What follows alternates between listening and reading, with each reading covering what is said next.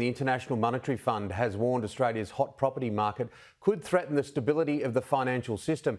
Australian Mission Chief Harold Finger says the property boom is exposing economic vulnerabilities and making it harder for people to buy a home. He says a comprehensive policy response is needed to rein in prices, pushing regulators to tighten lending controls. This could include debt-to-income ratio or loan-to-value ratio caps to improve housing supply and affordability. The comments follow concerns about the risk caused by high household debt, but the big banks have so far resisted the changes. Well, what a week it has been in news, from protests in Melbourne to the fallout from the submarine deal, and another week closer to the country opening up. This morning we are joined by the Federal Treasurer, Josh Frydenberg. Good morning, Minister. Let's start with these comments on the... Good morning, Tim. Yeah, great to have you on the program. Let's start with these comments regarding the property market here in Australia. Well, the property market has been going up as a function of historically low interest rates, a strong and stable labour market, and the fact that people are wanting to get into the market and use the various government support programs like Home Builder and other state support programs that have made that first purchase that much easier. It's not just an Australian phenomenon, Tim. It's one that we're seeing right around the world with rising property markets, but I know the regulators are watching it very closely. I've been talking to the heads of APRA, the Australian Prudential Regulator, as well as the heads of the RBA, Phil Lowe, and I know they're watching it very closely. But the thing to remember is that household assets are worth more than household debt, and that for most people, when they get into the housing market, that is their biggest and largest and lifelong asset, and one that serves them in very good stead. The Prime Minister heads home shortly after his trip in the US. Have you heard from him, these historic Quad meetings this morning?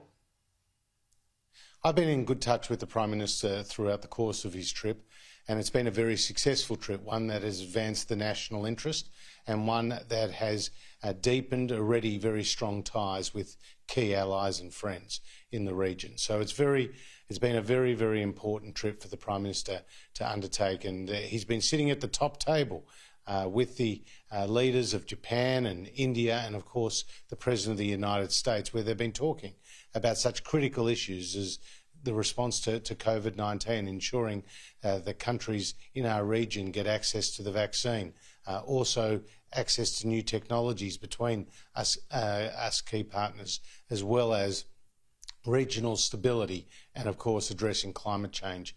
Very important issues being discussed at the top table by our Prime Minister. Are we expecting long-term problems with the French and other members of the EU after the submarine deal?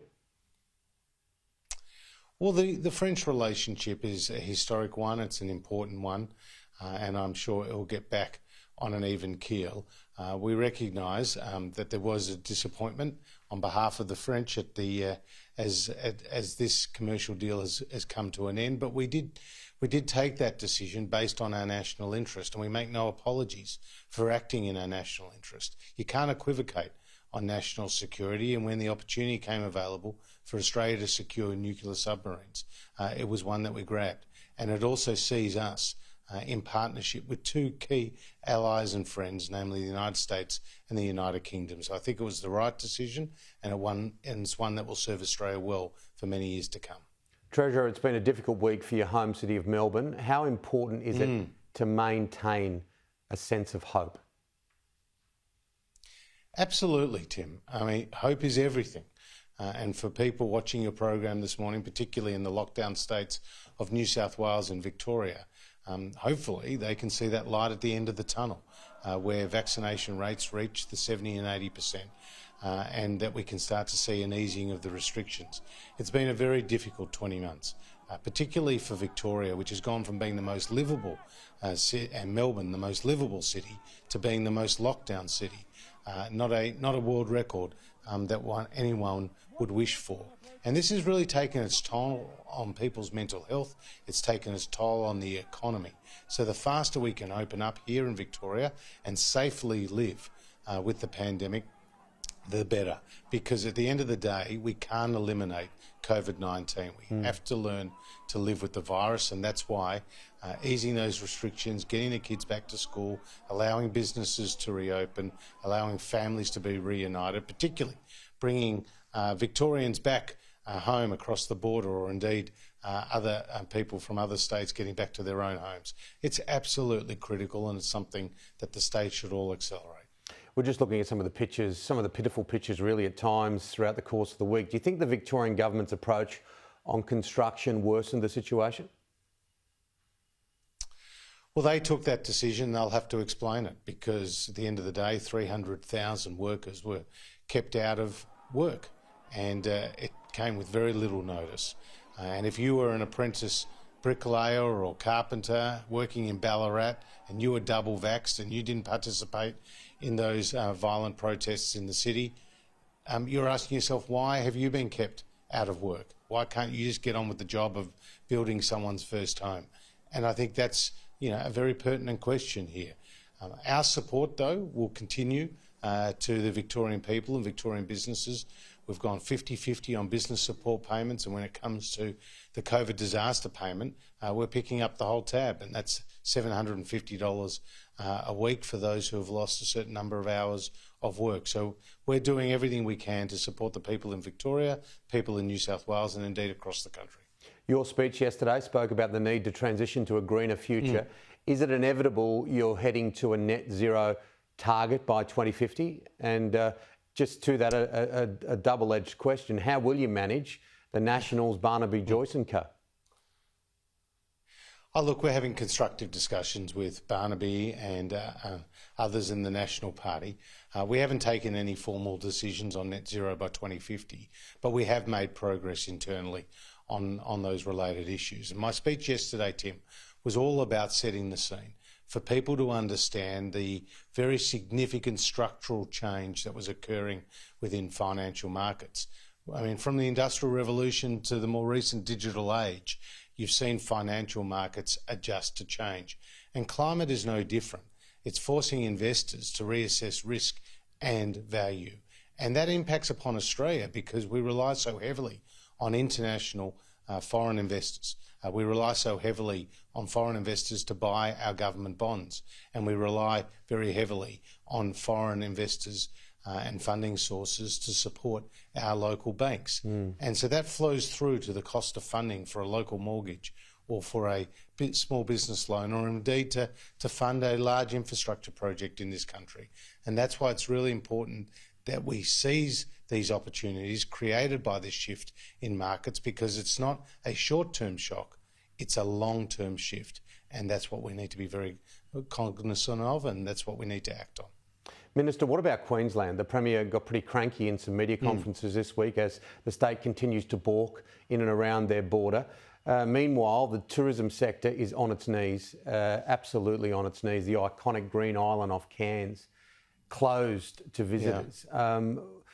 What's going to happen here? Queensland wasn't built for just Queenslanders to celebrate and dance. It was built for people to come and do it. Well, Tim, you're absolutely right about the Queensland tourism businesses. They're doing it really tough because of the closed borders, because of the lockdowns. And that's why the Morrison government is providing such significant economic support to Queensland tourism business. Indeed, today we've announced further support for some of those iconic businesses as well as small and medium-sized businesses, because we want them to be there on the other side of this pandemic. We want them to be able to have the staff available on the job once those borders are reopened.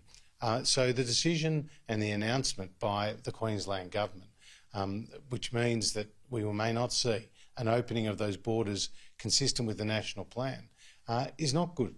And it would be a bad decision that would cost Queensland jobs.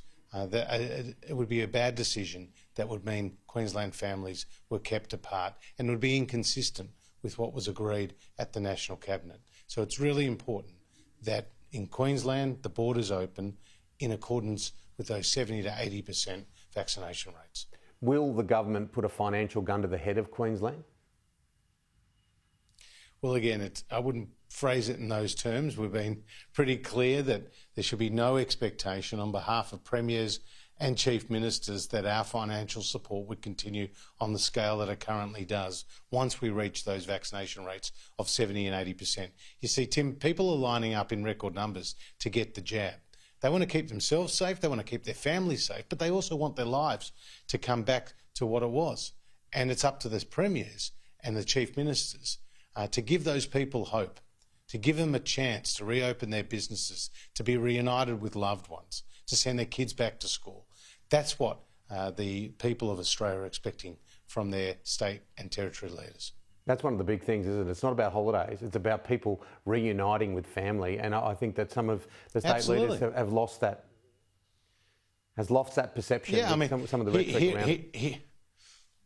Here in Victoria, Tim, I was just speaking to one mum who contacted my office, and she was telling me, you know, she doesn't care if she doesn't go to another pub for a year or doesn't go to a movie for 6 months. All she wants is her child to get back into the classroom, to be reunited with their friends, to be directly engaging face-to-face with their teachers. It's been, you know, an absolute disaster for so many kids to be locked out of the classroom for more than, you know, for more than a year. That's what we've seen over the course of the last 20 months. We've seen classrooms closed, businesses closed, people's mental health affected, and obviously hopes dashed. We've got to turn that around. That's why the vaccination rate is so important. Absolutely. Finally, on a brighter front, who wins the flag? Is it Melbourne or the Western Bulldogs? I'm going for the D's today, Tim. You have to go back to 1964 to remember when Melbourne won a premiership, and obviously they've been starved of a flag for so long. So I'm really hoping they get there. Back in 1964, the Beatles were touring the country. You could buy, you know, a beer or a pie for 20 cents.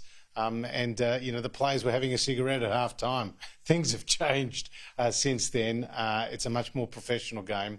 It's certainly a national game, and you know, two great teams, the Bulldogs and the Demons. I'm hoping the D's get there because I'm a bit of I'm pretty sentimental in that respect, and it's been, you know, many years, a long drought since they last held up the cup. Yeah, 57 years. I think they got the nostalgic vote, that's for sure. Josh Frydenberg, thanks very much for coming on the program. Great to be with you, Tim.